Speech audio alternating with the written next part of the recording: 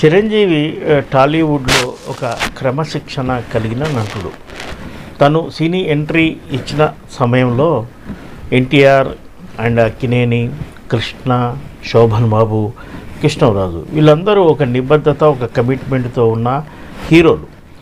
తమ సినిమాలు పూర్తి చేయడంలో పూర్తి సహకారాన్ని అందిస్తూ ఒక క్రమశిక్షణ కలిగిన కెరీర్ను వాళ్ళు కొనసాగించారు. అదే బ్యాచ్లో, అంటే ఆ బ్యాచ్ వెలుగొందుతున్న తరుణంలో చిరంజీవి ఎంట్రీ జరిగింది కాబట్టి ఆయనకు కూడా ఆయన మీద వాళ్ళ ప్రభావం ఉందని మనం భావించవచ్చు.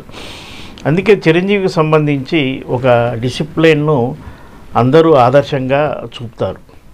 సహజంగా మా మీడియా సమావేశాల్లో చిరంజీవి ఒక టైంకు, అంటే ఉదాహరణకు సాయంత్రం 7ంటికి లేదా ఉదయం 9ంటికి అని మాకు టైం ఇస్తే ఖచ్చితంగా దానికంటే ఒక 5 నిమిషాల ముందే ఆయన ఒక్కొక్కసారి అందరికంటే ముందే వచ్చి కూర్చుంటారు. ఏం సార్ మీరు ముందు వచ్చేసారు అంటే, ఒక్కోసారి ట్రాఫిక్ జామ్ వల్ల ఆలస్యం అయ్యే ప్రమాదం ఉంది కదా, అందుకనే ముందుగా బయలుదేరాను, లక్కీగా ఏ ఇబ్బంది లేకపోవడం వల్ల త్వరగా వచ్చాను అని కూడా ఆయన చెప్తుంటారు.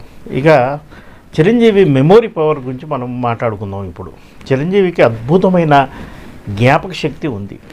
ఆయన సినిమాల్లో పేజీల కొద్దీ డైలాగులు చెప్పి ఉండకపోవచ్చు, అలాంటి అవసరం ఆయనకు వచ్చి ఉండకపోవచ్చు, కానీ మెమొరీ పవర్ మాత్రం చాలా గొప్పది.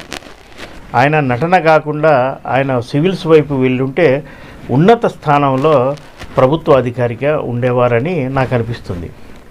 అనేక సందర్భాల్లో చిరంజీవి మెమొరీ గురించి మా మీడియా మిత్రులను మాట్లాడుకుంటూనే ఉంటాం. ఒకసారి ఒక వ్యక్తి పరిచయమై తన పేరేమిటి అని చిరంజీవి అడిగి తెలుసుకొని అంతే, ఆ తర్వాత చిరంజీవి మైండ్లో ఆ పేరు ఒక ముద్రలాగా పడిపోతుంది.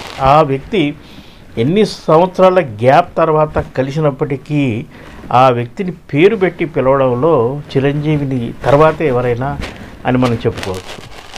ఒక మీడియా జర్నలిస్ట్గా నేను తరచుగా సినిమా షూటింగ్ల కవరేజ్కి వెళ్ళిన సందర్భాలు ఉంటాయి. ఒకసారి అన్నపూర్ణ స్టూడియోలో 4వ ఫ్లోర్లో చిరంజీవి నటిస్తున్న మాస్టర్ సినిమా షూటింగ్ జరుగుతుంది. చిరంజీవి సినిమా అంటే రెగ్యులర్ సినిమాల కంటే భిన్నమైన వాతావరణం ఉంటుంది, హడావుడి ఎక్కువ ఉంటుంది. తెలుగు సినీ రంగంలో అగ్రహీరో కాబట్టి ఆయనకు సంబంధించినంత భారీగానే ఉంటుంది. పైగా చిరంజీవిని కలిసేందుకు వచ్చేవాళ్ళు, పోయేవాళ్ళు, చిరంజీవితో నటించే అనేక మంది ఆర్టిస్టులు, వాళ్ళ సంబంధికులు, ఇలా సందడిగా ఉంటుంది. ఆ రోజున 4th ఫ్లోర్లో చిరంజీవి షూటింగ్ ఉంది. ఆయన కలిసి సినిమా వివరాలు తెలుసుకుందామనే ఉద్దేశంతో ఫ్లోర్ దగ్గరికి వెళ్ళడం జరిగింది. ఫ్లోర్ లోపలికి వెళ్తే చిరంజీవి కనిపిస్తాడు. అయితే ఈలోపే బయట అక్కడ ఉన్న మేనేజర్ చెప్పారు చిరంజీవి గారే బయటకు వస్తున్నారు అని. ఈలోపు అక్కడ ఉన్న వాతావరణాన్ని అబ్జర్వ్ చేస్తే ఒక 5-6 అభిమానులు చిరంజీవి గారి కోసం వెయిట్ చేస్తున్నట్టుగా పక్కనే ఉన్న మేనేజర్ చెప్పాడు. సరే, అభిమానులు చిరంజీవిని కలవడానికి రావడం చాలా సహజం. తగిన అనుమతితో వాళ్ళను తను ఉండే షూటింగ్ స్పాట్కు చిరంజీవి అనుమతిస్తుంటారు. అయితే వచ్చిన అభిమానులు మామూలు అభిమానులు కాదు, వారికి ఒక ప్రత్యేకత ఉంది.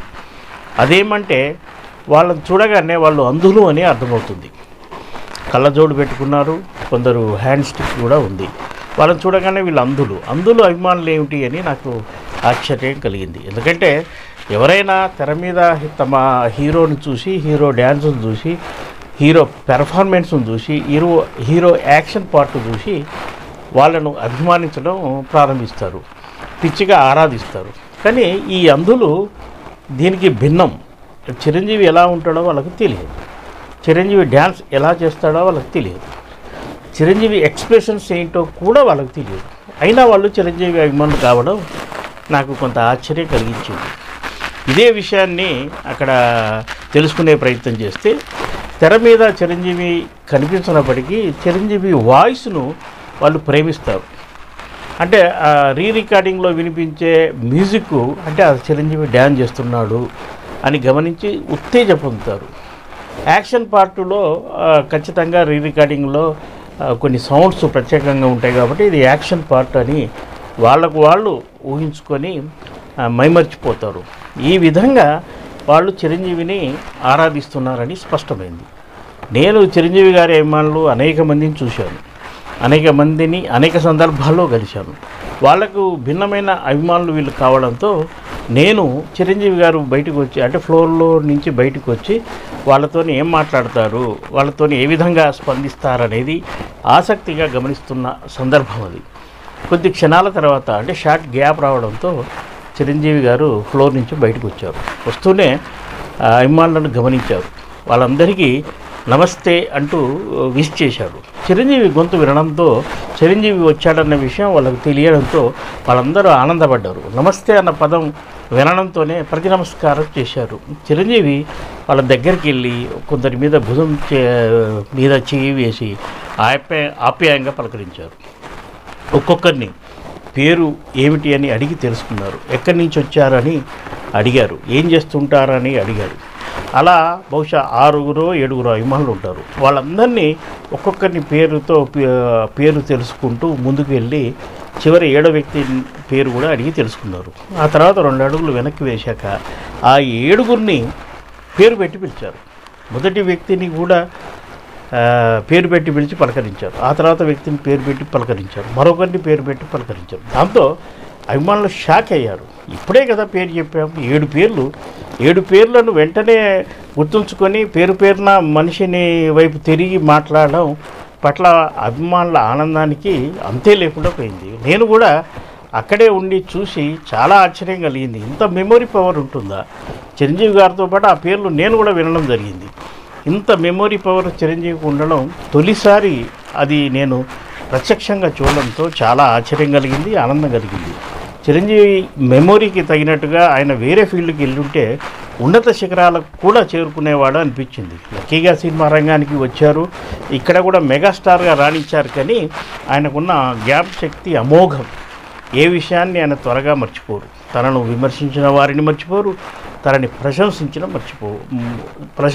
వారిని కూడా ఆయన మర్చిపోరని నాకు అర్థమైంది. సరే, ఈ అభిమానులందరితోని ఆప్యాయంగా పలకరించాక మేనేజర్ని పిలిచి వాళ్ళకు ప్రత్యేకంగా భోజనం ఏర్పాటు చేయాల్సిందిగా ఆదేశించారు.